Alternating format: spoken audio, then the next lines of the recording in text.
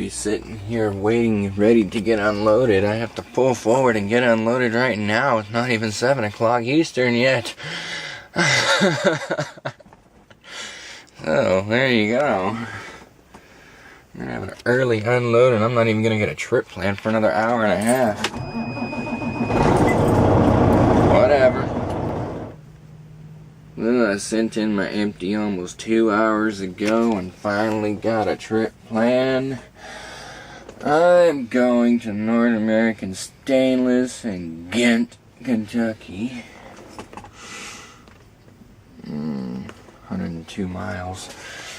Bounce for 428 loaded. Probably going to be ending up more than that, but what else is new? I went back to bed after I sent my empty, because I figured I probably wouldn't get anything, but this just came through. Pays decent. $947.66, and it does have to be tarped. Bleh. Yep, it's going to Pendergrass, Georgia. I'm going back to Georgia. Ish, I can't get away. Not that I don't mind, or not that I do mind. Whatever. I'm gonna trip plan this. I'm gonna write it all down, and I'm gonna go. I'm not gonna get loaded, and I'm gonna go. Okay, 428 and 102 is 530, right? I want to know what the hell this GPS is thinking. I've thrown in a couple of differences, and it just is not cooperating at all. So I'm just going to have to route on the fly and not even deal with what the GPS wants, because I am not going to go freaking 46 miles out of route on this run. I won't do it. That's ridiculous as all get out. Absolutely ridiculous. So I'm not going to do it. I'm going to route on the fly, and we're not going to deal with the freaking GPS. It's retarded. That's all there is to it. For right now, I need to write this stuff down, and I need to get to going. So be there at 1:30 p.m., which easily doable, because it's only 102 miles or so.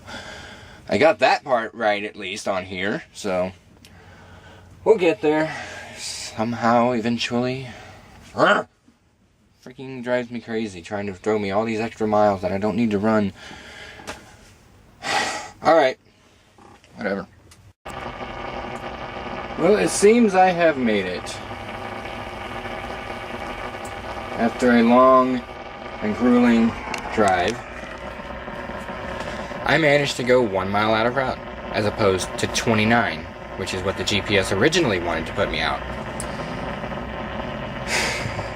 Guess it helps to know what you're doing.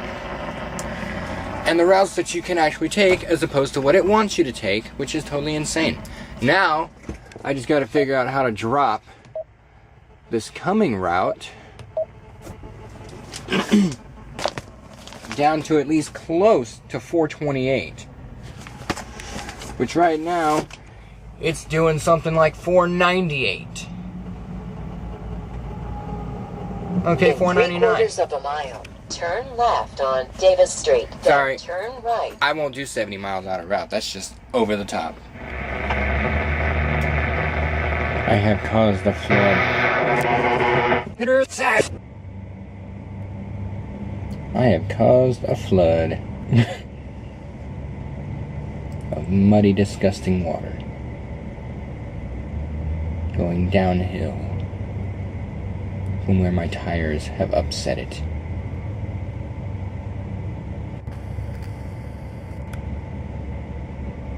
Yeah. But enough of that. So actually it comes out to about actually I think it's 3 miles. No. Yeah, 2 miles out of route. Because I was given 102 and I went 104. Yeah, so there we go. Now I gotta figure out how to get from 497 to 428. Now, let's see exactly what this stupid thing is doing right now. I gotta keep the radio on because they're gonna call me on it. Unfortunately, the fridge never shuts up. Anyway, this thing wants me to take I-71 all the way up to the 75-71 joint and come down on 75. Now, the way I just came, as you can see, is very clearly a lot shorter. Come down here and just connect with 75 way down here. Granted, that's about 150 miles off interstate, but you know what? Whatever. Let's go ahead and make it do that real quick.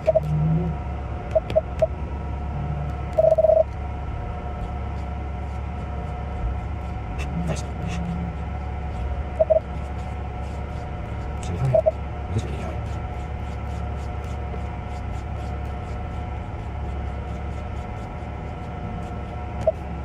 Well, now we're down to 462 at least. Still seems like there could be a lot more work. But probably not. What's this doing?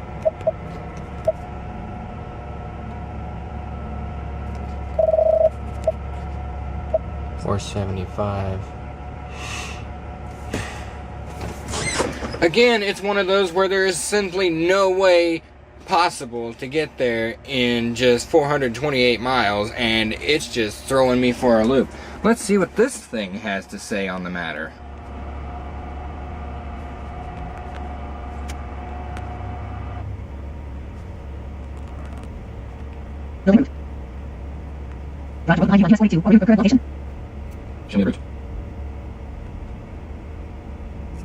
You gotta be kidding me. 529 miles. That is literally 101 miles out of route. That is total.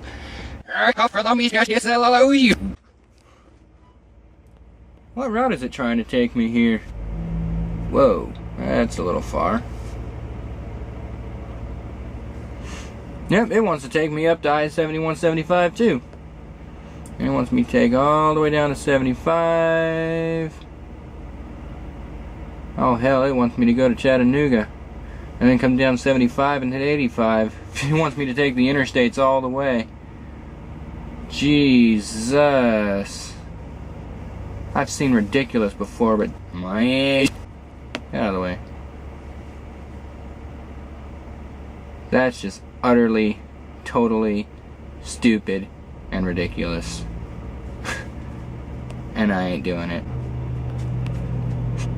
Anyway, you have 5 hours and 11 minutes of remaining drive time. Here's my times. Got 9 hours left of drive time, and I'm probably going to be on my 14th by the time I get out of here, based on how long it takes to get loaded with coiled steel rod again, like I had 2 weeks ago. And yeah, so let's say I had 475 miles. I'm going to need a 30-minute break because it's mountain driving, and I'm not going to be able to hold 60 miles an hour by any means, much less getting down the first 150 miles is going to totally destroy me completely. Yes, sir. You're on C35 here. C35, okay, thank you. You're welcome. Very nice people here, I gotta say that. Anyway, so chances are I ain't gonna make it tonight. There's just too much standing in the way. Too many mountains and too many out of route miles. I mean, 475, let's say 478, that's 47 miles out of route. That's like half of the friggin' trip. God. Well, it's 10% of the loaded miles plus 100 miles. It's a little bit less than 10% on the overall, but it's a lot higher than I really want to be. But that's the way it works in the mountains, because the shortest routes are also truck illegal routes. Or at least the kind of truck I'm driving, illegal routes. Anyway, it is 11:14 now. I have been here for the last 18 minutes, and we're gonna do this thing like we do this thing, and we're gonna die from it. Not very funny, actually. Well, evidently I was wrong. It isn't coiled steel, like it says on here. Oh, it just says steel coils. Well, the message I was sent said something different. Wire coils. I'm expecting like the wire stuff. But no, it's actually steel coils, and this message is totally irrelevant. straps only, no exceptions, whatever. These are chain only loads, not strap only. What a ridiculous, retarded mess. But anyway, the stuff is on the deck ready to get loaded. And now I'm just waiting for them to do that. And I still have... Messaging. You have 8 hours and 0 minutes of remaining drive time. Needless to say, I ain't making it tonight. I'm not even gonna try it. Not that I'll even have a chance. Not like last week where I thought I wouldn't make it and I made it anyway. No, there's just not gonna be a chance this time. So there you go. Okay, well, I just had to show this because I think it's pretty darn neat, no matter how long it's taken me to get it done. So, the smaller coil on the front is about 20,000. One back here is 23,000. Got 5 chains on the rear, 4 chains on the front, plus a strap over each, covering a padding tarp, which I wasn't going to be able to get to stay without putting the straps over it, so I just did that. And then my tarp up there, which I somehow managed to get up there by myself. I don't know. Steel tarps are light. Relatively, I guess. But yeah, long chain back here. Probably going to have to tent the tarp down back about here just to make sure it doesn't go all over the place. And yeah, these guys actually came in handy just a little bit because they are able to get these center chains down a lot tighter than these snaps are. And that's pretty darn loose. These guys barely move in comparison. That one's kind of, I can't get the snaps tight enough. I guess that is one thing that these ratchet binders do have going for them, and it's the fact that you can get them as tight as you need them, and you don't have to worry about pulling links or anything, or not being able to snap it tight enough because you're not strong enough to pull the bar without lifting yourself off the ground. So yeah, I got 2 of them on this side and 2 of them on this. So I got 2 and 2 and 3 and 2. 3 of these, 2 of the snaps on both sides. Here, let's go look at the other side, shall we? Yeah, there we go. Now we can see what's going on here. A little bit of a crisscross going here. They're just barely touching. I actually remembered to put my coil mats in place, which until now I have not done on any coils I've taken. How bad of me, I know, right? But yeah, that's what we're looking at right now. And I nailed the axle weights. I got them like almost dead center between the center line, which is right where that chain's sitting right there. You notice it's almost dead center between the two. There's more weight on the rear than on the front, and I am under the 7D on the pressure meter. I feel pretty good about that. Oops! I also dragged my ratchet on the ground, leaving the bay. Good thing it didn't fall off. But I will have to secure that before I get finished here. But I gotta put this tarp on first, and then we'll go from there pretty much. And I don't know what's up with these. They're all like totally messed up and everything. Yeah, that one's expanding. So, that's what we're looking at right now. And here's me wasting time.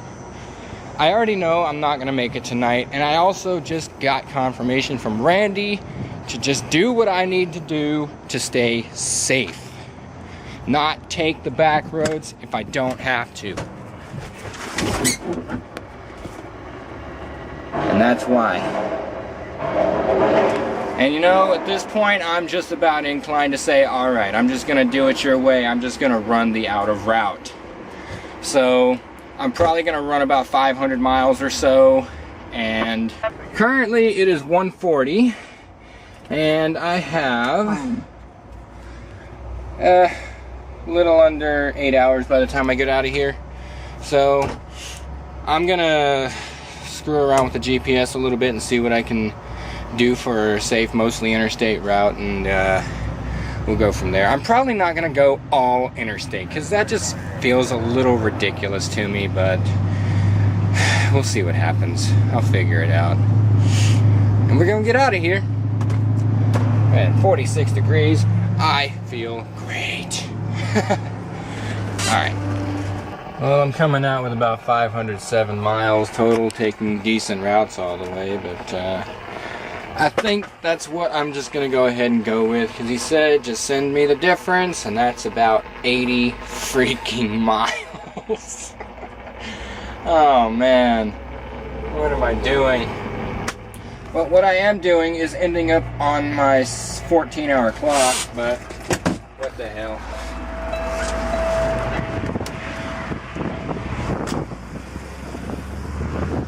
My truck doesn't look anything resembling halfway decent right now, but right now, the tarp looks pretty darn good. Yeah. A little billowy there. I might have to tighten it down a little bit, but we'll deal. We'll deal. Same thing there. But you know, I don't think that'll be too big of a deal. I might have to pull a bungee or two. But, yeah. We're gonna go ahead and get started here and stop wasting so much time.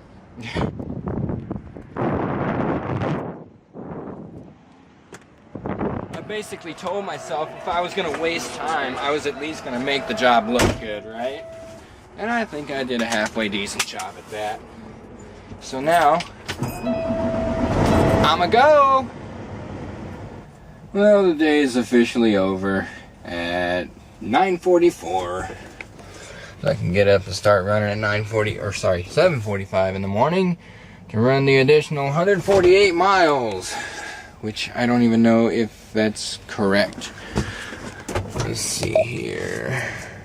I'm bypassing the ramp because I'm not going to stop there anymore, because I'm stopped at this little rest area just inside the Georgia border on I-75. So there's 148 miles. Now, that is if I cut across and go above Atlanta. What I want to know is, how much is it if I stay on the interstates? I do not want another freaking exit ramp. Only 7 extra miles. Okay, well, depending on how I feel in the morning, I'll either do that or I'll run the 7 mile less route. Either way, we're gonna get into our consignee, assuming we leave right at, well, let's just say 8 o'clock for the hell of it.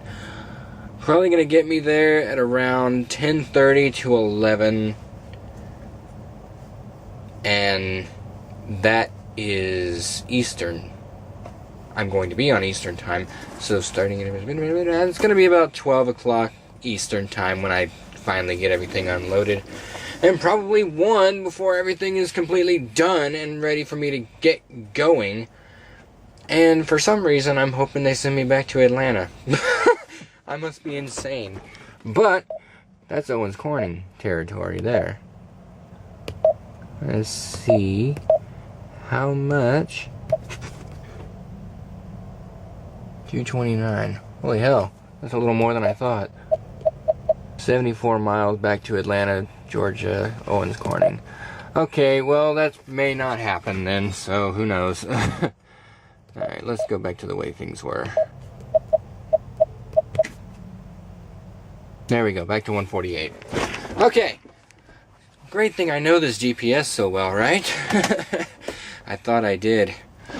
I recently ran into a little bit of an issue, which is going to become a major problem if I don't figure something out. This GPS apparently has a limit on how many saved places you can have in it. And I realized this trying to put in a Walmart. Not the one I parked at last night, but just another one somewhere. I'm trying to punch it in, and it's like, the space in something for saved places is full. I'm like, oh no, this is not good. Because there's still a whole crap load of fuel stops out there I have yet to put into this thing. And yeah, I mean, as you can see, there's several states worth of truck stops that I have not yet put into it. that I would really like to. Not to mention loading locations and consignees and shippers and parking locations that are just great. And I mean, yeah, the GPS comes with its own preloaded list, but it doesn't have exact locations for everything. Like some of the pilots and Flying J's and TAs and Petros and Loves it has in here, some of them don't exist and some of them are on the freaking other side of the interstate. It's like, I can punch in stuff manually and save it that way and it'd be fine, but for some reason they decided to limit it, and that sucks. So I'm going to have to look into that and see what I can do, if there is anything I can do. Because that's just going to make things a little bit difficult. I'm going to have to go through my list and see what I don't need and get rid of it so I can save more stuff. But anyway, I'm going to go crap real quick and then I'm going to go to bed after I transflow today's thingamajigger. And we'll go from there.